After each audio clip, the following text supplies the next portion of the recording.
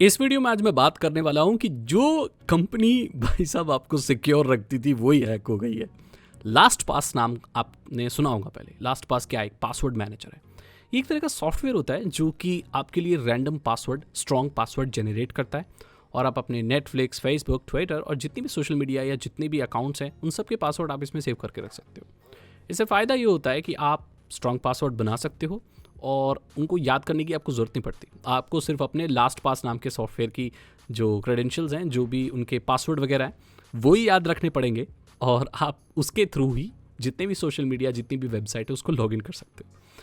Funny और बात ये है कि जो ये सर्विस लोगों को सिक्योर करती थी, अभी ही कुछ वक्त पहले उसके जो क्रेडेंशियल्स हैं, उसके जो प्रोप्राइटरी जो कोड हैं, सोर्स कोड हैं, उसका जो काम करने का तरीका, बेसिकली साधारण भाषा में कहा जाए जिस तरीके से वो कोडेड है, वो किसी डेटा ब्रीच में किसी हैकर ने निकाल ली है। अब ये बहुत लफड़े वाली बात हो गई। सब बोले अरे यार, इस सॉफ्टवेयर को हम सिक्योर रखने के लिए लेते हैं, जब तुम ही हैक हो गए हो तो हमको क्या सिक्योर रखोगे। अंदर की बात यह है कि भाई लोग बहुत घबरा गए थे, लेकिन कंपनी ने फिर ये ब्लॉग में कहा कि जो लोगों के सेव्ड पासवर्ड हैं वो नहीं गए हैं, बस हमारा कुछ प्रोप्राइटरी कोड गया है। इसका मतलब है कि जिस तरह से वो कोडेड है, जो वो सर्विस या जो भी सॉफ्टवेयर है, वो अब किसी को पता चल गया है कि वो किस तरीके से बना है। देखो भाई, देखा जाए तो ये इनडायरेक्टली वही है। कोई चीज़ में पासवर्ड अगर सेव है और वो सिक्योर रखती है चीज़ों को, अगर किसी को यही पता चल जाए कि वो कैसे बनी हुई है, प्रोप्राइटरी कोड गए हैं, तो भाई फिर कहने के लिए कुछ बच नहीं जाता। आप समझदार हो, आप समझते होंगे मैं क्या बोल रहा हूँ। सो ये मैं बात कर रहा हूँ कि क्या वाकई में आपको एक ऐसे पासवर्ड मैनेजर की ज़रूरत है? एक नॉर्मल इंसान को मेरे हिसाब से तो नहीं है। हाँ, आप खुद भी खुद एक रैंडम पासवर्ड, एक बड़ा पासवर्ड खुद जनरेट कर सकते हो।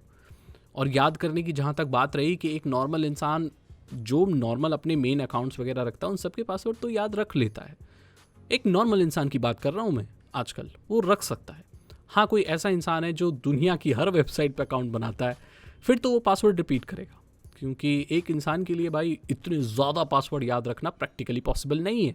हालांकि उसके भी बहुत सारे तरीके हैं जो लोग मास्टर कर लेते हैं, कोई एल्गोरिदम पर्सनल बना लेते हैं, बट अगेन अगर वो एल्गोरिदम किसी के हाथ लग गया तो फिर सारे पासवर्ड लीक हो जाएंगे।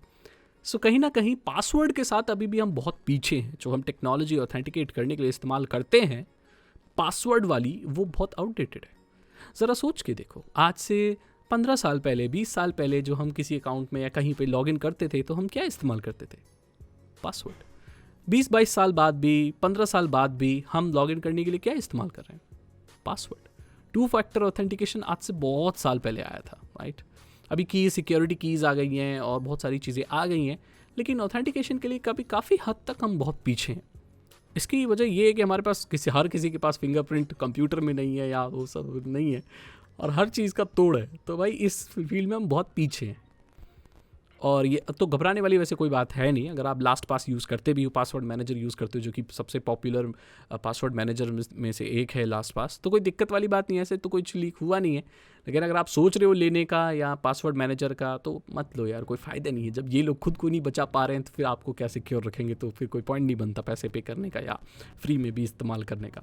आप खुद ही पासवर्ड जनरेट कर सकते हो स्ट्रॉन्ग वाला। अब वो आप कैसे करोगे मैं आपको बताता हूँ। देखो, स्ट्रॉन्ग पासवर्ड जनरेट करने के लिए आपको बहुत सारी चीज़ों को ना मिक्स करना पड़ेगा। जैसे कि 1 2 3 को कोई 4 ले लो। जो स्पेशल सिंबल्स वगैरह होते हैं, hash, question mark, underscore, point है, ये कुछ भी है ना, एंड ये सब इस्तेमाल कर लो 2-3। उसके बाद बड़े अल्फ़ाबेट, बड़े वाली ABCD, फिर छोटी वाली ABCD, इन सारी चीज़ को आप पूरा कंबाइन कर सकते हो और फिर अपना पासवर्ड बना सकते हो।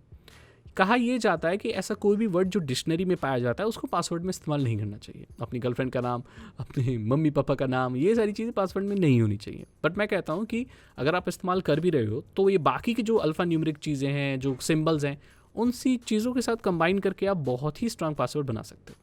ऐसा नहीं है कि आप वो इस्तेमाल ना करो, नाम वगैरह भी कर सकते हो, बट उसके साथ ये न्यूमेरिक्स और ये सिंबल्स और ये सारी चीज़ें आप लगा दोगे तो जो पासवर्ड वो है कोई आपको क्रैक नहीं कर पाएगा। अब यहाँ पर भी ना कुछ लिमिटेशंस हैं। जैसे अगर आपका पासवर्ड बहुत ज़्यादा सिक्योर है, पर जिस वेबसाइट पर आपने अकाउंट बनाया है, अगर उस वेबसाइट का ही डेटा लीक हो जाए तो आपका सिक्योर पासवर्ड भी किसी के हाथ लग जाएगा, तो धरा का धरा रह जाएगा।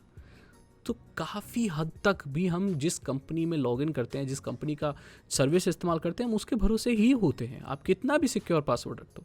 जैसे फॉर एग्जांपल अगर मैंने कोई 20 डिजिट का पासवर्ड रखा है, फॉर एग्जांपल कोई रखता नहीं है 20 डिजिट का अलग अलग रैंडम, और मैं किसी वेबसाइट पर लॉगिन करता हूँ या मैं इस्तेमाल करता हूँ, उस वेबसाइट का डेटाबेस लीक हो गया, ब्रीच हो गया, डेटा ब्रीच हो गया, तो पूरा डेटाबेस चला गया। तो मेरा 20 डिजिट का पासवर्ड भी किसी के हाथ लग जाए तो फिर रखी रह गई मेरी चतुराई। तो बात यही है। तो सभी लोगों को मिलकर काम करना पड़ेगा, ऐसी टेक्नोलॉजी पर काम करना पड़ेगा। बायोमेट्रिक्स बहुत अच्छी है, लेकिन हर किसी को ऑथेंटिकेट करना थ्रू बायोमेट्रिक्स काफ़ी हद तक पॉसिबल है नहीं। हो भी सकता है, मोबाइल फ़ोन है तो आजकल हो सकता है। तो ये कुछ ऐसा लगाना चाहिए लोगों को जिससे हम पासवर्ड को थोड़ा सा अपडेट कर सकें, क्योंकि काफ़ी वक्त हो चुका है और पासवर्ड थोड़ी सी पुरानी टेक्नोलॉजी है।